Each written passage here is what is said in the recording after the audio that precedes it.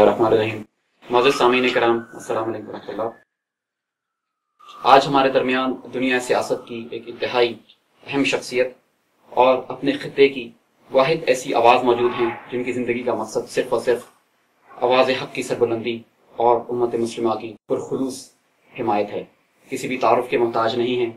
आज हमारे साथ मौजूद हैं जनाब मोहतरम जॉर्ज गैलवे साहब। Good morning sir. Good morning to you. Assalamu alaikum. Thanks very much for coming. Thank you very much for giving us some time. Let's start with Pakistan, sir. Yes. What do you think?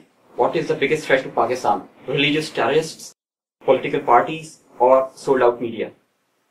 All of the above. I have been close to Pakistan for almost all of my life. I became involved first in Pakistan's affairs in the middle 1970s, middle to late of the 1970s, and I remained in close touch with events in Pakistan until now. I have had the benefit of the last 3 years representing tens of thousands of Pakistanis in Parliament in the city of Bradford. Many of them, most of them, Kashmiris from Azad Kashmir, but also from elsewhere in the state. And in all of the time that I have been involved in Pakistan, there has been religious terrorism throughout the 1980s, deliberately fostered by the West, Britain and America included, principally the United States, in the long war in Afghanistan, which had its blowback in Pakistan, part of which we're still suffering from now.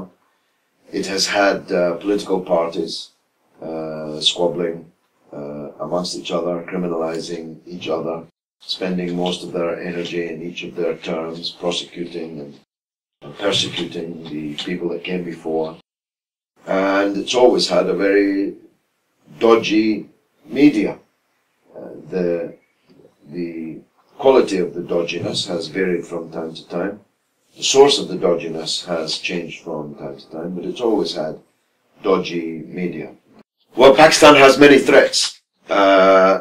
Extremism is incipient, whether it's secular extremism in Karachi, emanating from the so-called MQM, or Islamist extremism spilling over from Afghanistan in the form of the so-called Pakistan Taliban, or the again incipient threat of separatism. That separatism challenge is largely at the moment a Baluch challenge, but there is always the possibility in what was known as the Northwest Frontier of separatism in that direction also. As you know, the Durand Line was a rather arbitrary one and is always questionable by some people. So Pakistan faces these three existential threats, but they also have enduring threats. The failure of the political class to move the country forward, to govern cleanly, and to avoid the peril which they share with Bangladesh of spending most of their energy criminalizing and prosecuting the people who came before, a kind of Tweedledee and Tweedledum approach to politics, a zero-sum game approach to politics, excuse me, all of which are deeply damaging to the state. But Pakistan has also, I think, structural problems.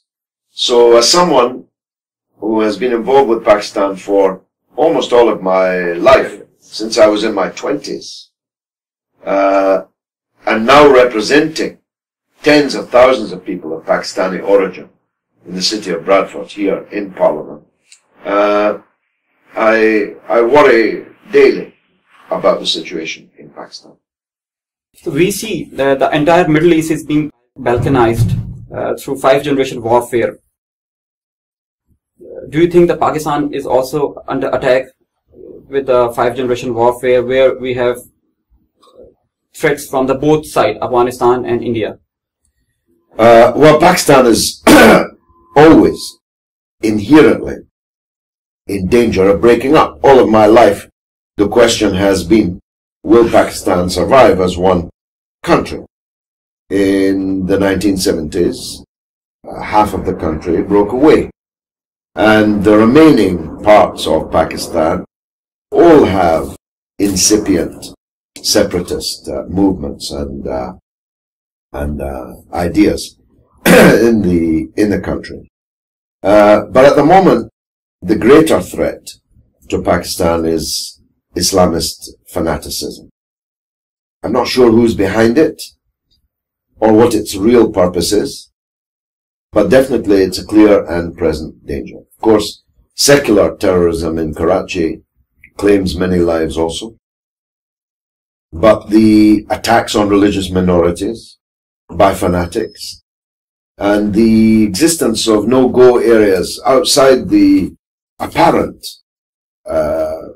grip of the central state apparatus is always a reason to be concerned that these brush fires will become widespread and well, I do think that Pakistan has had a very bad choice of friends, in particular the United States, which Pakistan persists in regarding as a friend, though it's thousands of miles away and has done nothing other than destabilize Pakistan from time to time. While China, for example, which has been a genuine friend to Pakistan and is its neighbor, has far less influence in what happens in Pakistan than the United States does.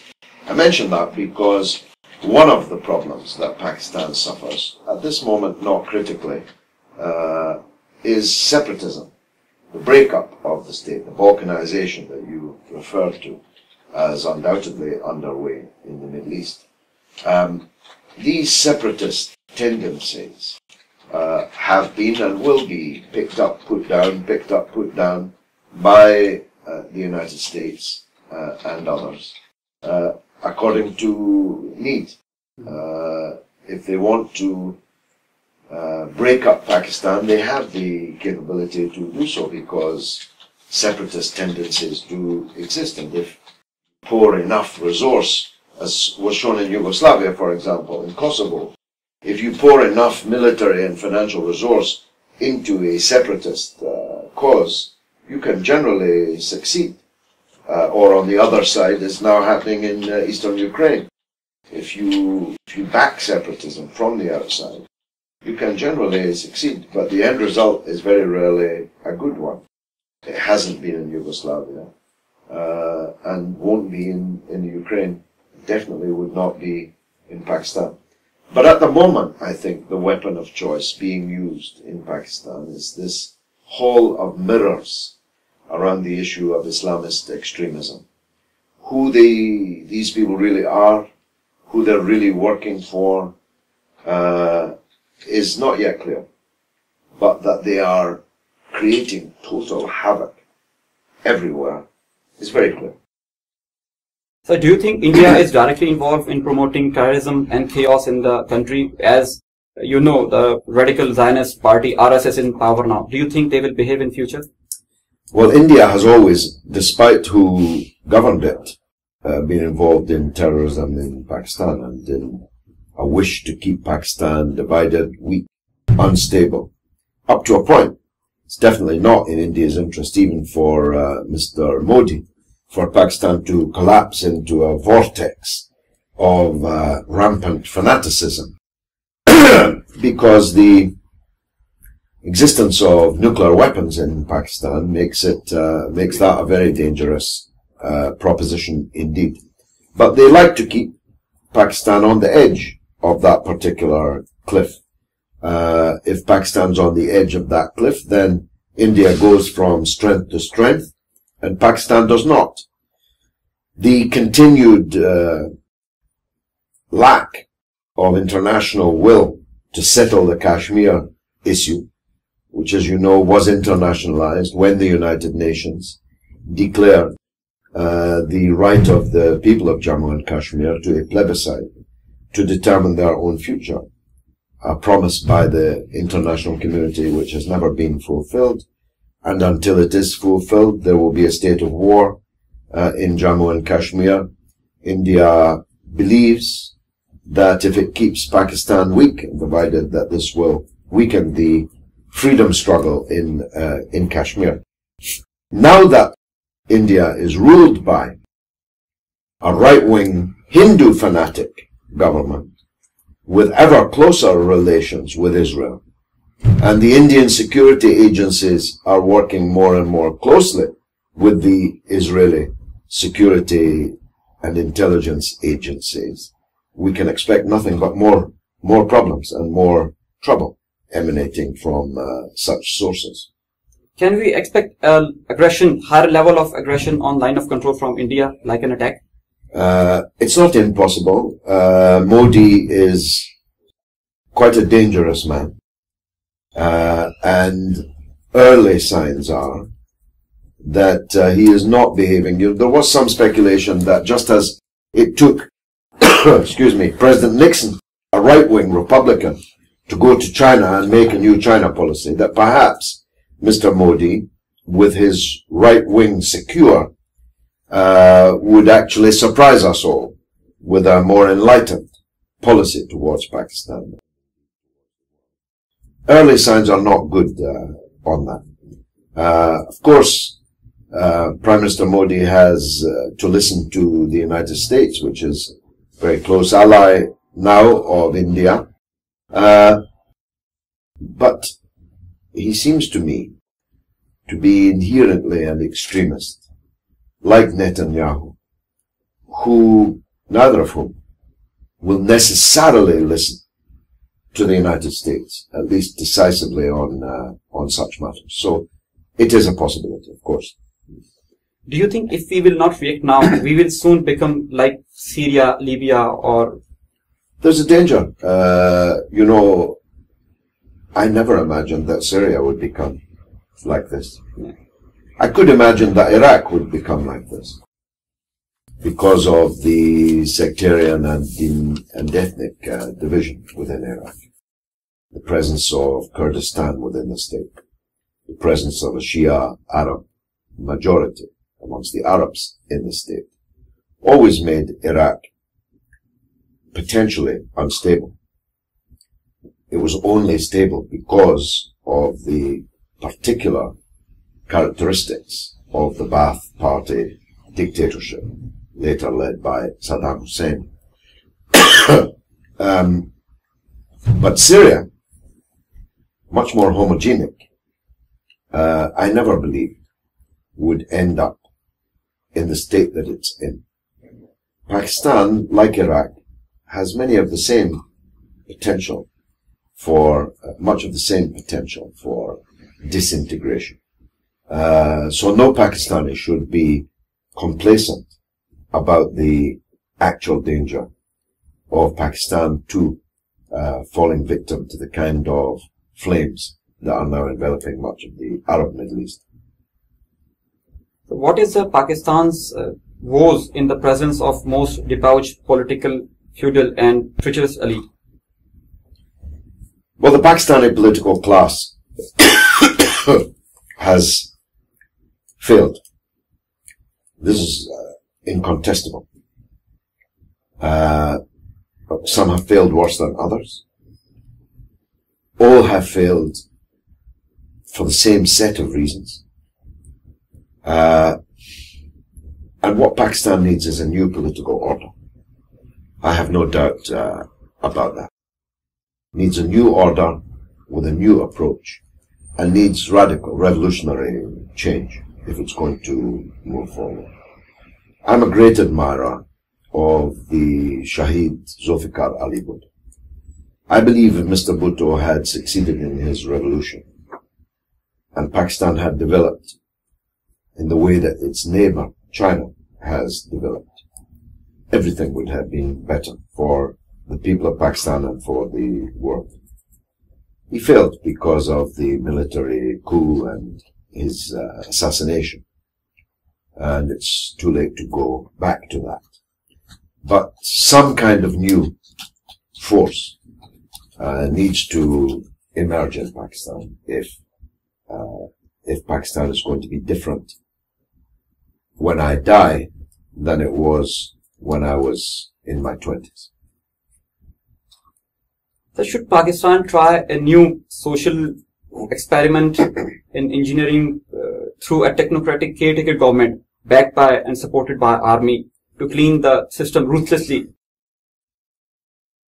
Well, the history of such so-called technocratic governments is not a good one, neither in Pakistan nor in Bangladesh, nor in some other countries. Because what is a technocrat? He's a man who is not in one of the two major parties in the state. But that doesn't mean he doesn't have politics or interests. Doesn't mean he doesn't represent interests. So, Mr. Churchill famously said that democracy was the worst form of government, apart from all the others.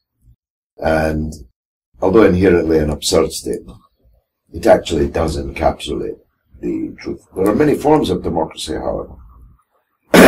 It's not necessary, never was, for Pakistan to replicate the Westminster system. There's nothing great about the Westminster system.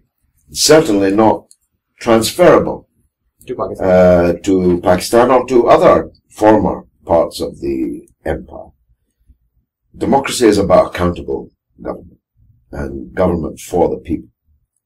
There's no point in having a system that is nominally elected by the people if it doesn't act in the interests of the people. And when I see some of this replication, not just in Pakistan, but in Africa also, I've seen it, where a kind of replica of the House of Commons is created, and a replica constitution, though we don't actually have a constitution, is enacted. I always fear for the future in that kind of democracy. Pakistan needs a revolution, and I don't know where that revolution is going to come from or what form it's going to take. It's not my business in either case. But if we continue to have more of the same in Pakistan, then we'll have the same result. Professor Einstein once said that the definition of madness was to do the same thing over and over again and expect a different result. So how can the Muslim world make the developed countries like Russia, USA, UK, Germany, and European countries to take some practical measures to end the political crisis in Middle East? I don't think that Pakistan can do that. Pakistan should concentrate on its own problems, which are many and growing. But Pakistan is a very significant part of the Muslim Ummah, of 2 billion people, who need to act in a concerted way, and have not. Pakistan, of course, all Pakistanis love Palestine. They hate Zionism, and the state stamps on its very passports that no one may enter Israel with this passport, and so on. And that's important. And Pakistan, as an extremely populous Muslim country, has its role to play. But when I see Jerusalem crumbling in front of our eyes, when I see Gaza being massacred in front of our eyes, and the 2 billion strong Ummah unable to lift a finger effectively to help it, then I don't know if God can cry. I certainly do, and millions around the world do. And we ask God, and we ask the Muslims to get their act together and act in a concerted way. They're not. And Pakistani people, armed forces, are present in Saudi Arabia. I know you'll have to cut this out, but I have to say it. No, sir.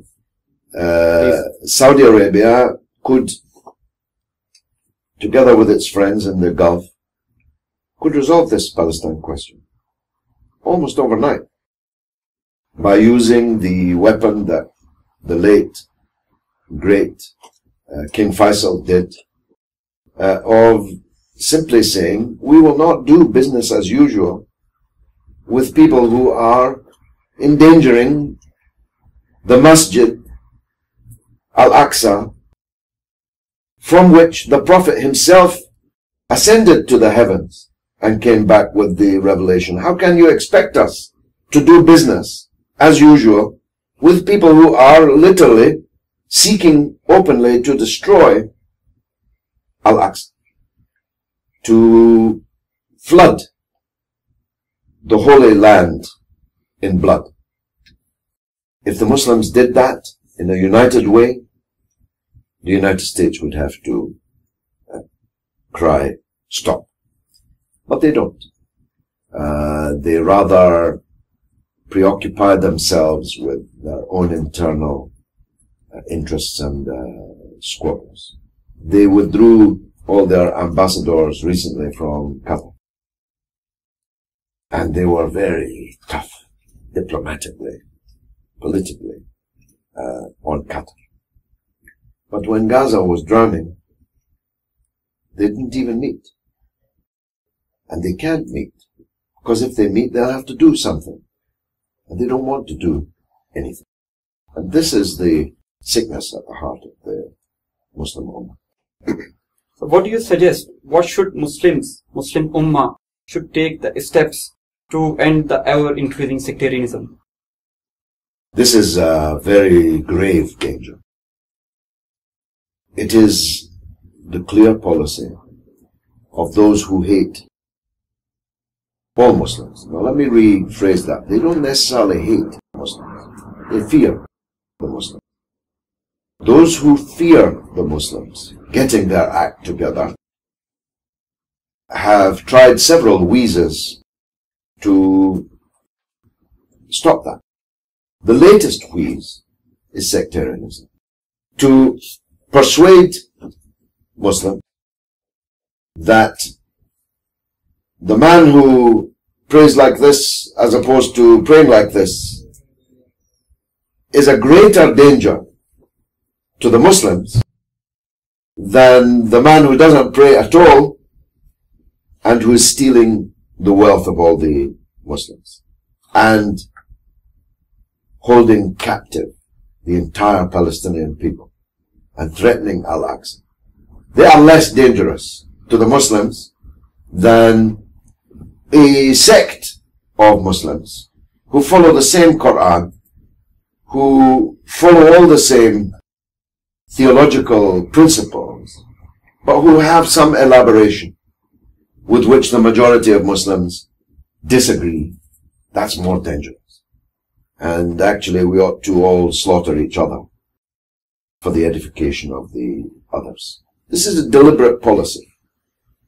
There are rulers in the Muslim world who have an interest in this poison coursing ever more powerfully through the body of the Ummah, because they think it will guarantee their own hold on power for a little bit longer.